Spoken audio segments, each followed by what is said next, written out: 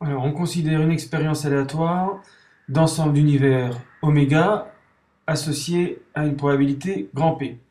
Donc oméga 1, oméga 2, oméga n, ce sont tous les résultats possibles de l'expérience aléatoire.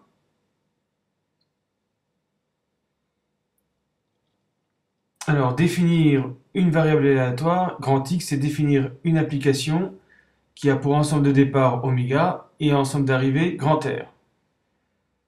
Donc à chaque résultat oméga 1, oméga 2, oméga n, on va associer des réels x1, x2 jusqu'à xr.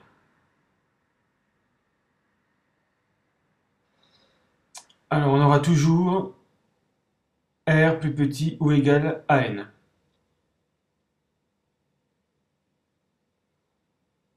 Donc on dira que l'événement grand X égale x1, ce sont les antécédents de x1 par la fonction x, c'est-à-dire pour le dessin représenté, oméga 1, oméga 2. Ce qui va permettre de définir la probabilité de grand X égale x1, puisque c'est un événement de oméga, c'est la probabilité de l'événement constitué de oméga 1 et oméga 2. Ensuite, on fait varier les xi de x1 à xr, ce qui permet d'avoir ce qu'on appelle la loi de probabilité de la variable aléatoire grand X. Donc on refait le même travail pour x1, x2 jusqu'à xr. On calcule probabilité de x égale x1, x égale x2, etc.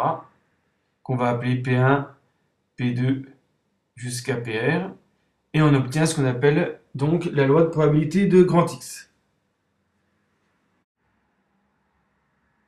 Voilà, donc le tableau représente la loi de probabilité de grand X. On obtient donc une série statistique, ce qui ressemble à une série statistique, avec les valeurs x1, x2, xr et les fréquences qui sont remplacées par les probabilités P1, P2, PR. Donc comme dans toute série statistique, on peut calculer la moyenne. En probabilité, on appelle ça l'espérance. Et donc on note espérance de x, et donc c'est P1x1 plus P2x2 plus PRXR, et la somme des PI vaut 1, donc il n'y a pas de division à faire, on a directement l'espérance. Pour la variance, c'est la même définition que pour une série statistique. On calcule les écarts entre chaque valeur et la moyenne au carré. Donc x1 moins e de x au carré affecté du coefficient P1, plus P2, x2 moins la moyenne au carré, etc. jusqu'à PR et le carré de xr moins espérance de x. On sait qu'il existe une formule plus simple à utiliser, c'est la moyenne des carrés, P1 x1 carré plus P2 x2 carré jusqu'à PR xr carré, moins le carré de la moyenne, donc ici moins espérance de x au carré. Alors par exemple, on considère un jeu en lançant 2 dés. Si on fait un double, on récupère la somme des 2 dés en euros. Sinon, on perd la différence des 2 dés en euros. Est-ce que le jeu est équitable? Alors, pour faire tous les cas de figure, on va faire une table comme une table d'addition avec les 2 dés.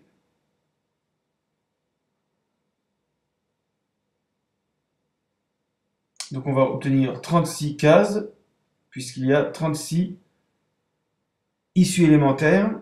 Alors, ensuite, pour les couples, pour les doubles, le gain est positif.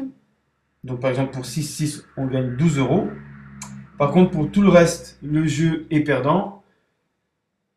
Donc, par exemple, pour 2-1, la différence c'est 1, donc on perd 1 euro. Pour 3-1, on perd 2 euros. Pour 4-1, 3 euros, etc. Donc, on perd au maximum 5 euros pour chaque issue. On trouve des constantes dans les diagonales. Donc là, on a moins 1 euro, ici moins 2 euros, moins 3 euros pour 5,2 et 6,3, et moins 4 euros pour 6,2. Et par symétrie, on a exactement la même chose de l'autre côté de la diagonale.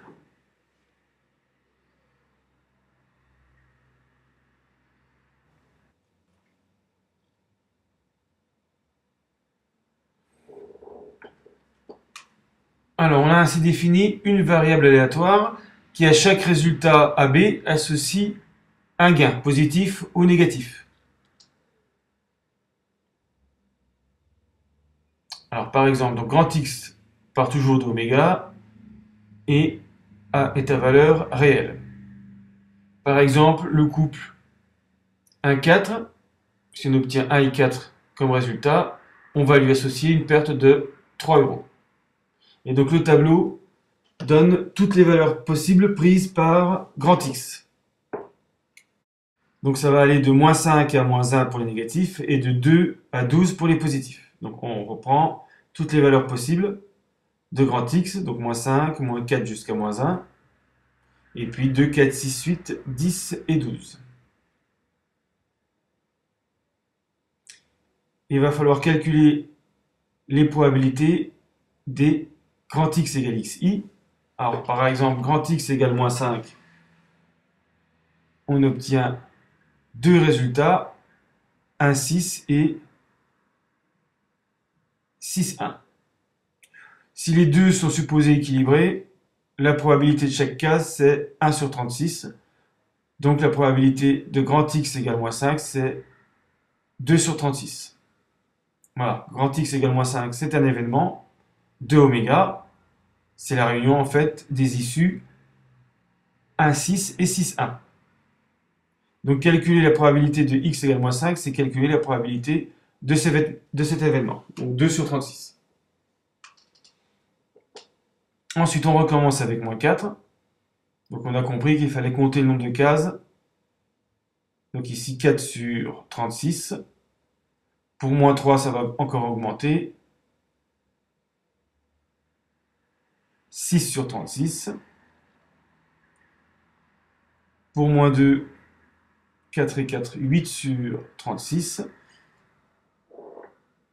Et la valeur la plus importante, c'est moins 1, 10 sur 36. Ensuite, chaque double apparaît une seule fois. Donc 1 sur 36 pour 2, 4, 6, 8, 10 et 12.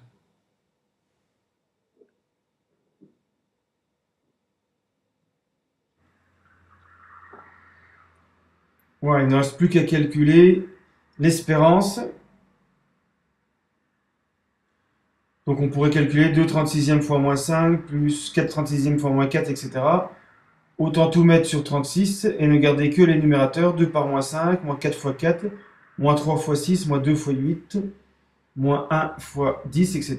jusqu'à 2 fois 1 plus 4 fois 1 plus 12 fois 1. Et le tout divisé par 36. Ça revient au même. Si l'espérance est positive, le jeu est favorable au joueur. Si elle est négative, elle est défavorable au joueur. Le résultat donne moins 28 sur 36, c'est-à-dire moins 7 neuvièmes d'euros. Donc elle est défavorable, le jeu est défavorable au joueur.